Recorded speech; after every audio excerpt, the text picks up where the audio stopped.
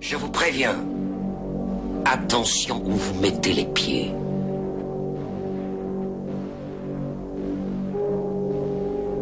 Je mets les pieds où je veux, Little John. Et c'est souvent dans la gueule.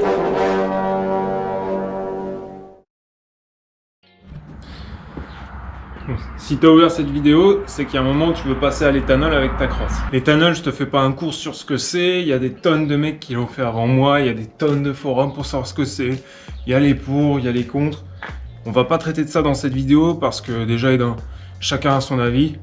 Et de deux, j'en ai marre de démonter les mythes et de consolider les réalités autour de ce sujet-là. Donc on va se concentrer sur ce qu'il y a à savoir avec l'éthanol et la Crossfire. Donc, nos Crossfire elles peuvent tourner à l'éthanol sans reprogrammation avec les injecteurs d'origine. Il y a un risque que tu aies du mal à démarrer.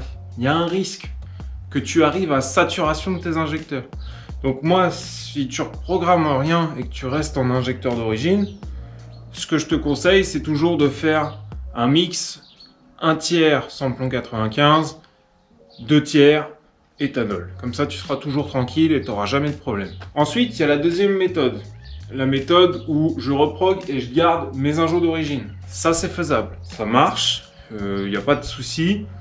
Il y a aussi la possibilité que tu arrives à saturation de tes injecteurs en cas de fort appel. Mais ça pourrait être rare. Tu ne devrais pas avoir de soucis normalement. Une carto, elle te permettra de rouler 100% éthanol dans ta cuve et de ne pas avoir de problème pour démarrer. Que ce soit en hiver, en été, au printemps, ici ou sur Mars, tu vois. Tu devrais pas avoir de soucis. Si c'est bien fait, encore un coup. Moi, j'ai fait le choix de ne pas faire de carto. Je préfère changer les injecteurs. On a la chance, avec notre calculo, c'est de pouvoir changer les injecteurs un peu comme on veut. Et que du coup, ils le prennent en compte sans que tu aies besoin de faire un télécodage ou une merde pareille, comme c'est sur le cas de la DS3 qui se trouve derrière vous. Donc, ces injecteurs, moi, je les ai commandés. C'est des injecteurs US, dont la référence est... Ce qui est bon à savoir, c'est que en passant à ces injecteurs-là, si jamais je fais une reprogrammation derrière, ce que j'aimerais bien faire, mais j'aimerais bien la faire moi-même, et ben ça va me permettre de tirer des chevaux. Parce qu'à l'éthanol, en plus, tu tires déjà plus de chevaux, puisque l'indice d'octane est un peu plus élevé, tu es entre 105 et 110. Donc ça a tendance à péter un peu plus fort. Et avec des injecteurs qui débitent plus, bah forcément on peut aller chercher de la puissance un peu plus loin. Donc on va voir ce qu'on peut faire avec ces injecteurs. Les miens, je les ai eus pour 68 €. Je te file pas mon plan parce que j'ai pas envie que les prix grimpent très très haut. Tu peux les trouver sur eBay, tu te débrouilles. T'es grand, tu te débrouilles. Après tout, je t'ai filé la référence déjà, c'est pas mal. Sans reprogrammation. Je peux garder mes injecteurs d'origine et tourner avec un mix éthanol à 2/3 pour 1/3 de samplon. J'aurai pas de problème pour démarrer. Je peux tourner aussi à un mix 100% éthanol, sans reprogrammation avec injecteur d'origine.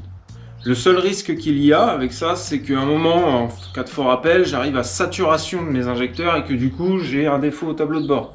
Avec une voiture qui broute et puis qui perd ses chevaux. Et puis bon, après un démarrage, ça repartira à la normale. Dans le cas d'une reprogrammation, je peux garder mes injecteurs d'origine. Je tirerai moins de chevaux de ma reprogrammation, mais je pourrais faire un passage à l'éthanol quand même, ça marchera. Ils modifieront juste les temps d'injection pour que ça débite un peu plus d'éthanol dans tes cylindres. Dans le cas où je change les injecteurs sans reprogrammation, je peux mettre 100% éthanol, je démarrerai tout le temps, j'aurai pas de problème. Dans le cas où je change les injecteurs et je fais une reprogrammation, je tirerai plus de chevaux, j'aurai pas de problème pour démarrer et surtout le mec qui va me faire ma reprog, il va moins galérer. Maintenant que c'est cadré et que c'est net, à toi de voir ce que tu veux faire selon ton budget. On passe à la suite. Donc la première chose à faire pour changer nos injecteurs, ça va être d'y accéder. Pour ça, il va falloir démonter la boîte à air. Avant toute chose, j'ai fait un petit coup de propre dans ma biomoteur parce que c'est toujours plus agréable de travailler dans un environnement propre. Après, toi, si tu es le roi des crados et que tu aimes bien bosser dans la merde, tu peux passer cette étape. Donc pour retirer la boîte à air, toujours assez simple. Voilà. Hop. Donc Donc ma rampe d'injection, elle se trouve ici. C'est le truc en métal que tu vois là. Donc avec nos 6 injecteurs, 1, 2, 3, 4, 5, 6. Jusque là tout va bien. Donc ce qui est important de voir, c'est notre rampe à injection qui est ici, tu vois. Qui est un peu dégueulasse, hein, bon. Et c'est un vieux moteur, hein. Comme tu vois il fuit. Hein. Faudrait que je refasse ça aussi un jour. Là j'ai la flemme. Donc il faut déclipser toutes ces petites merdes là. Donc tu pousses, tu lèves. Pareil ici, tu pousses vers l'extérieur. Et puis tu lèves, si ça veut bien venir évidemment. Voilà.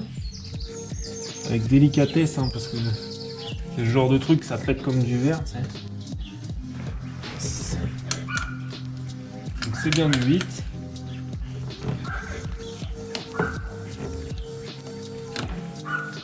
Il y a une chose que j'ai pas faite, j'ai complètement zappé, d'enlever la batterie.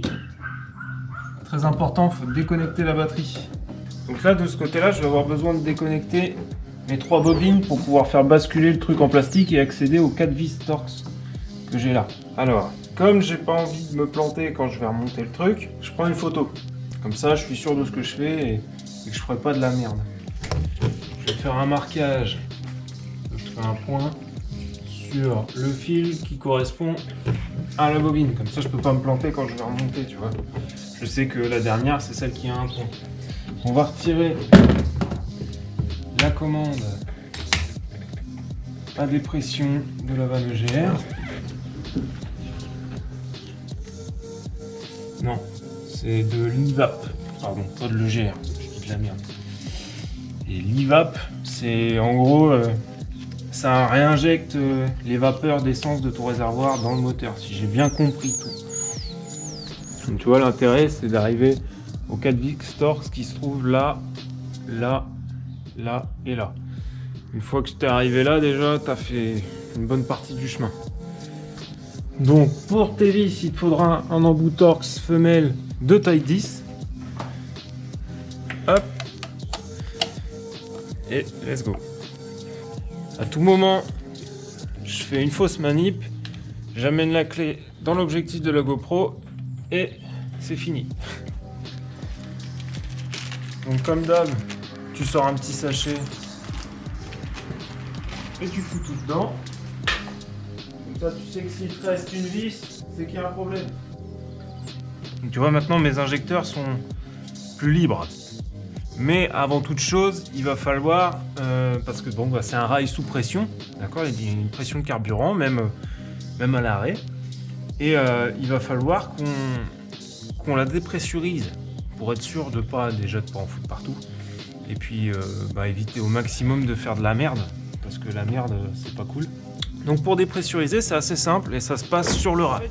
Ici, côté passager, t'as, alors ils appellent ça une vanne Schrader, d'accord. Et en fait, c'est un peu comme sur tes roues de vélo, basiquement. Et ça s'articule. En fait, à l'intérieur, t'as un petit, tu sais, t'as une petite pine qu'il va falloir pousser pour dépressuriser. Donc, tu mets un chiffon en dessous parce que on n'a pas envie qu'il y ait de l'essence partout. Donc, je prends un tournevis, je protège et je vais venir appuyer dessus. Voilà. Et t'as vu, il y a un petit jet d'essence qui est sorti. D'éthanol, là, ça me pique les doigts. Voilà. Là, c'est dépressurisé, il n'y a plus rien qui coule. Voilà. Et on va s'attaquer à nos injecteurs. Donc ça, pour les retirer, il faut être assez délicat parce que t'as pas envie de casser un injecteur, ça va être emmerdant. Donc, il faut se mettre de chaque côté, essayer d'avoir une pression à peu près égale dessus.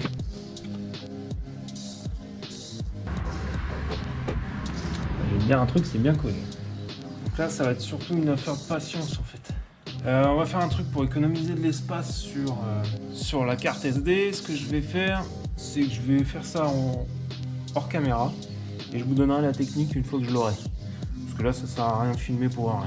A few moments later. Écoute-moi bien, petit scarabée. Patience et longueur de temps font mieux que porte ni que rage. Alors. Ça a été très difficile parce qu'à mon avis ils sont là depuis 200 000 km, donc il y a un peu de merde qui a collé, tu vois. Et il a fallu les décoller. Donc, pas de pub, hein, mais c'est du dégrippant comme t'en trouves partout. Hein. Mais celui-là, je l'affectionne tout particulièrement. Je le trouve très efficace. Donc j'en ai pulvérisé sur mes injecteurs. Ensuite, j'ai pris une petite sangle bout à bout que j'ai enroulé, tu vois, autour là. Et je suis monté sur le bloc et j'ai fait juste des petits à-coups comme ça. Tout doux. En gros, l'idée c'était, en fait, tu vois, mon injecteur, il est dans son puits. Voilà. Et bah, il a des petits joints de chaque bord.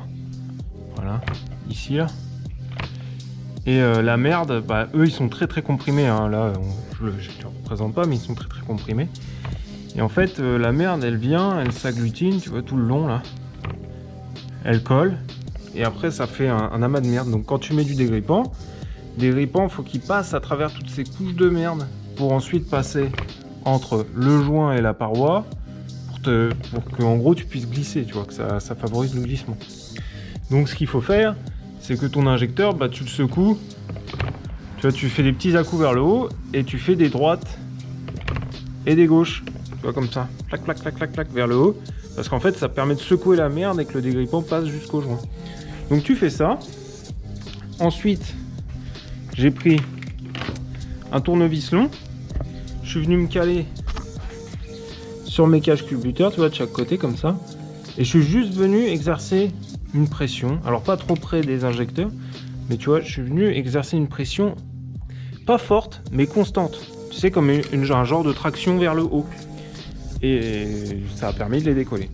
Il a fallu être patient, hein. J'ai mis une vingtaine de minutes pour faire ça, mais au moins c'est fait. Donc maintenant qu'ils sont sortis, tu vois, je peux faire basculer ma rampe d'injection. Alors je vais avoir 2-3 connecteurs à enlever, je pense, pour pouvoir y accéder, tu vois, notamment comme celui-là, là. Capteur EGR, je pense qu'il va falloir que je le vire. Et puis, normalement, ça devrait venir. Voilà, je l'ai trouvé. Donc là-dessus, tu as une agrafe, tu vois. Et bah tu passes là, hop, tu la désenfiches, tu vois. Faut qu'elle sorte un peu du truc. Donc si elle se désenfiche comme ça, c'est pas très grave, tu vois, elle est un peu passée sur le bord. Et en fait, tu fais pareil de l'autre côté. Et du coup, ça vient tout seul. Alors, t'oublies pas de remettre l'agrafe comme il faut. Moi, tu vois, faut que je répare mon agrafe parce que j'ai appuyé dessus comme un bourrin tout à l'heure. Mais c'est débranché déjà. Ça me laissait plus de mou. Donc maintenant, pareil sur les injecteurs. La logique voudrait que normalement, quand tu appuies de chaque côté, là, ça te permette de détendre assez le fameux ressort qu'il y a derrière pour pouvoir les désenficher. Moi, c'est un système de merde qui me fait chier. Donc, tu vois, je fais ça. Ça, je sors l'agrafe et je m'emmerde pas. Parce que de toute façon, les trucs qui m'emmerdent, ça a tendance à me faire chier. Ah, tu vois la merde qu'il y avait là, ils sont dégueulasses, ils vont avoir le droit à un bon bain.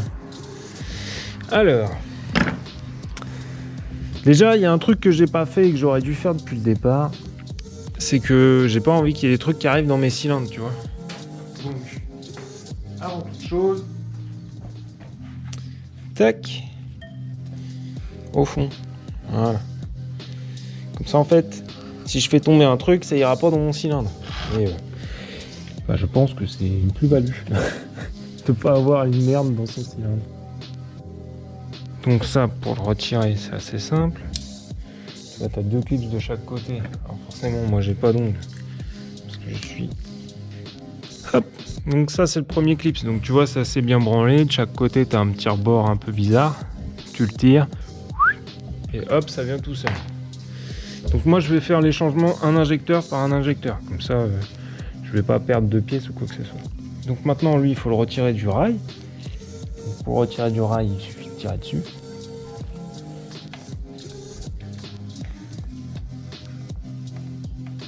Voilà.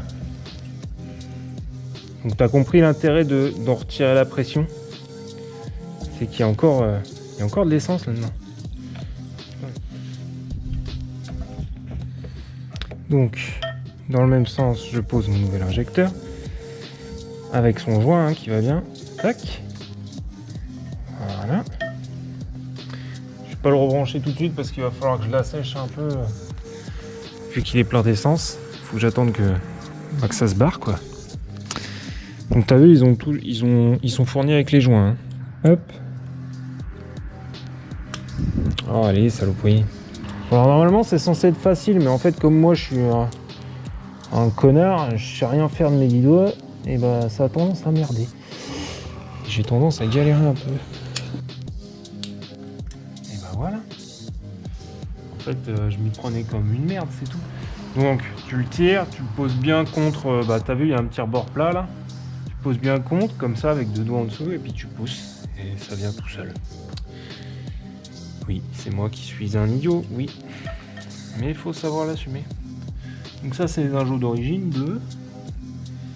D'accord, ouais, pas trop de problème. Ils sont pas dans un sale état, hein, pour 200 000, c'est bien. Donc là, voilà. Un injecteur. Bah, il n'y a plus qu'à répéter ça 6 fois, et puis bah, on se retrouve à la fin.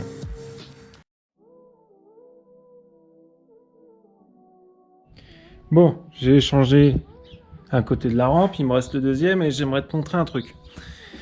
Tu vois, mes injecteurs, ils ont cuit et bah là, notamment, la rondelle inférieure, elle a explosé, quoi. Elle est morte. Et là, celui-là, bah, j'ai carrément dans le puits la rondelle plus le joint qui sont restés. Donc, va y avoir du sport. Parce que faut que j'accède au puits et que je retire tout ce qu'il y a dedans. J'ai réussi à rechoper mon joint. Qui était un peu sec d'ailleurs, hein. Celui-là, il est mort. J'ai pas réussi à rechoper la rondelle en plastique qui le maintenait. Elle est au fond du puits. Et c'est mort pour aller la rechercher. Faut tout démonter et tout.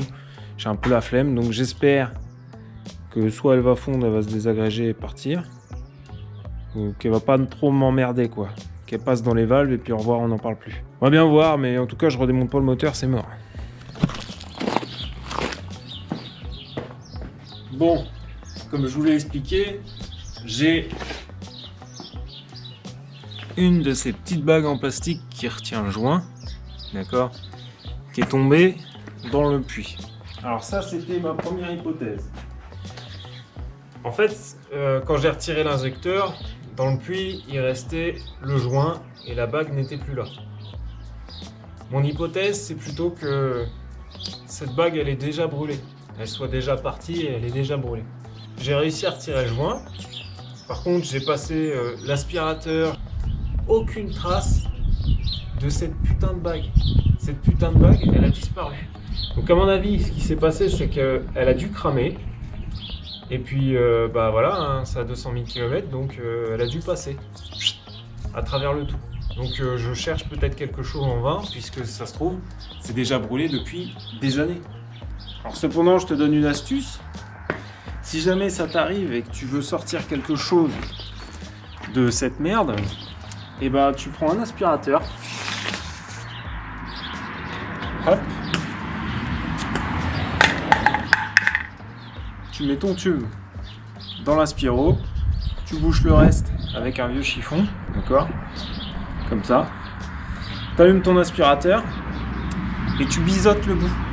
Comme ça, si tu aspires quelque chose, ça va venir se mettre en biais et tu vas pouvoir le sortir du puits plus facilement.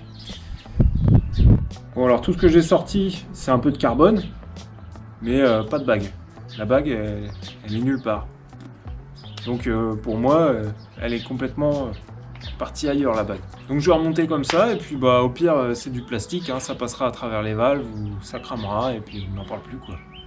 On verra bien. De toute façon, je vais pas déculasser pour une bague en plastique, hein, c'est hors de question.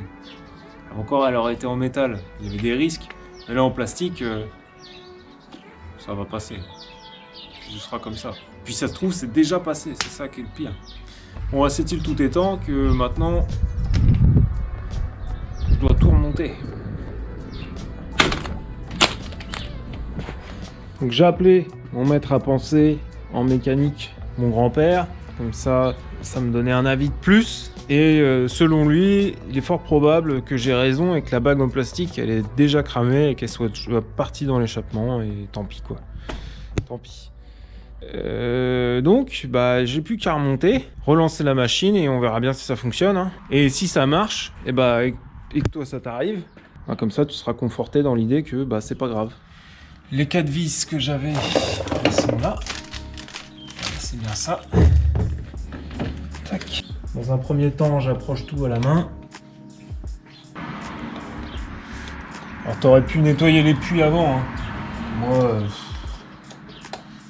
J'en ai trop chié avec les puits là. Je suis allé jusqu'à aspirer dedans pour essayer de sortir quelque chose qui n'existait pas. Donc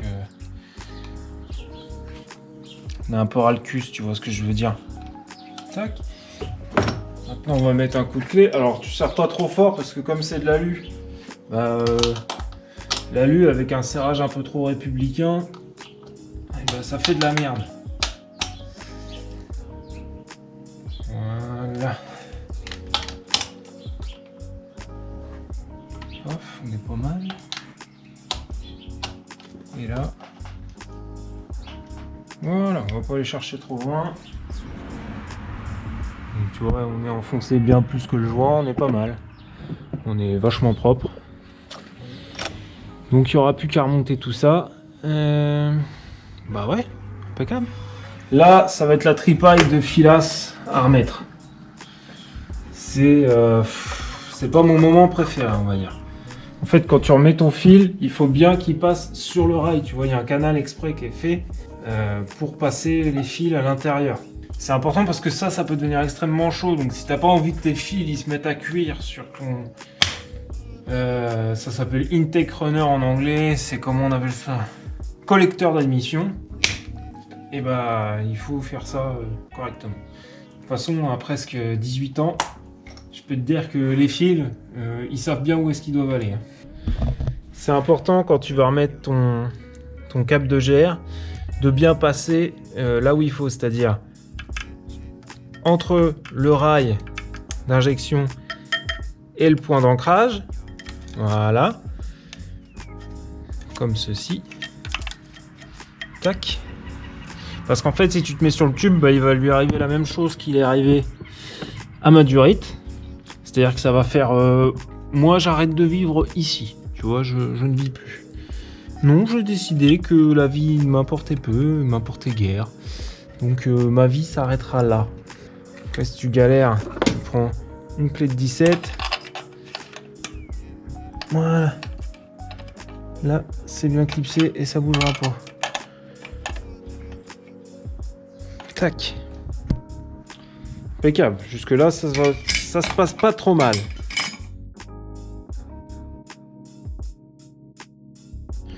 Bon, là, c'est l'heure de vérité. Tout est remonté, tout est rebranché.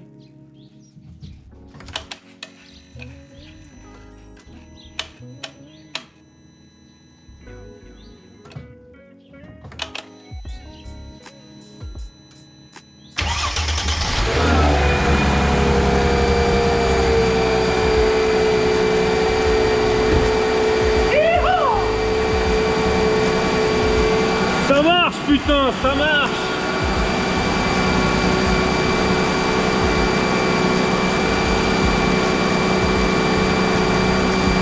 Ça roule! Putain, ça roule!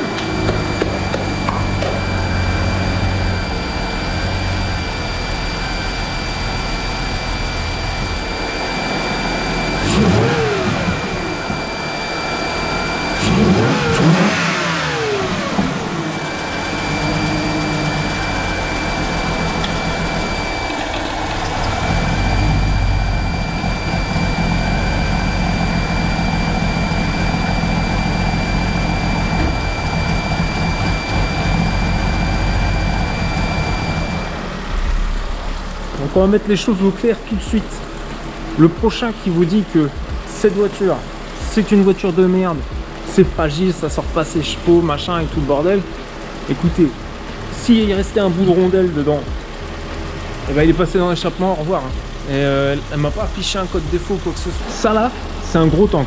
Je suis sûr que ce truc là, on le retrouve dans les Panzer maintenant, tellement c'est invincible.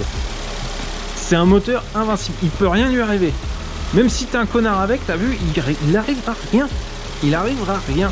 Elle tourne. Impeccable. Impeccable. Et donc, on peut aller voir au tableau de bord. On n'a aucun défaut, d'accord. Le seul truc allumé, c'est le frein de stationnement. Et j'ai en même temps fait un petit check-up avec mon outil ODB. Qui va plus loin, hein. Il va même détecter les problèmes ABS et tout le bordel. Et ben il n'y a aucun défaut en cours ou stocké. Terminus.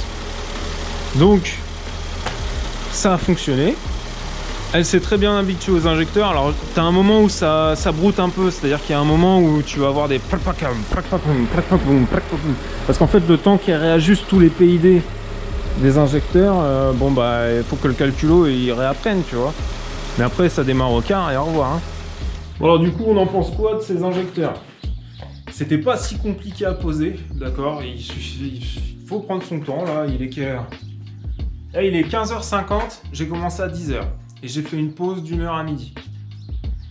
Voilà. Ça fait 4 heures pour les poser. Facile. Est-ce que c'est important de passer sur des injecteurs US? Si tu veux rouler à l'éthanol, moi c'est ce que je te conseille, plutôt que de rester sur des injecteurs d'origine. On a vu qu'à 200 000, bah, les injecteurs ils font la gueule. Hein, on en a où on a perdu carrément des rondelles, on ne sait pas où elles sont passées. Bon, ça empêche pas le moteur de tourner, hein, tu le sauras la prochaine fois. Si ta rondelle en plastique là, ici là, elle tombe dans le cylindre, t'inquiète pas, c'est pas grave. Tester à approuver, monsieur. Tester à approuver. Qu'est-ce qu'on a vu d'autre? Bon, on a vu que on était vachement encrassé, on avait des injecteurs qui commençaient à être HS à 200 000, donc je pense que ça va lui faire un bien fou. Je vais même sûrement gagner un peu en conso.